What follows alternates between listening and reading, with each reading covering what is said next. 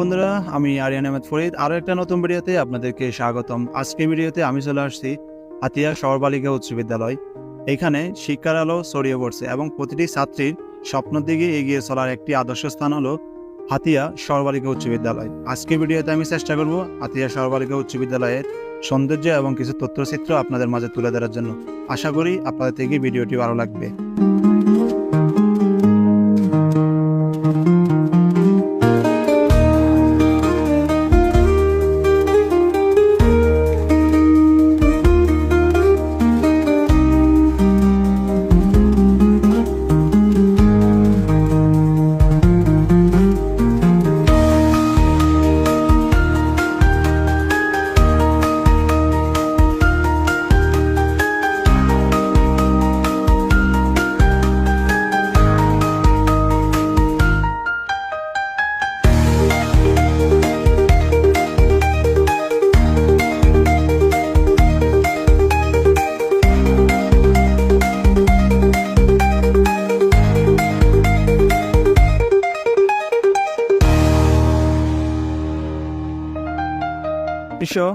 সালে প্রতিষ্ঠিত হয় এই বিদ্যালয়।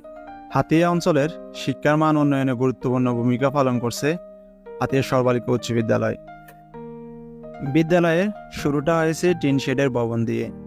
পরবর্তীতে বাংলাদেশ সরকারের সহায়তায় বর্তমানে 6তলা ভবন নির্মাণ করা হয়েছে, যে ভবনটি বিদ্যালয়ের সৌন্দর্য অধিক ফুটিয়ে তুলছে।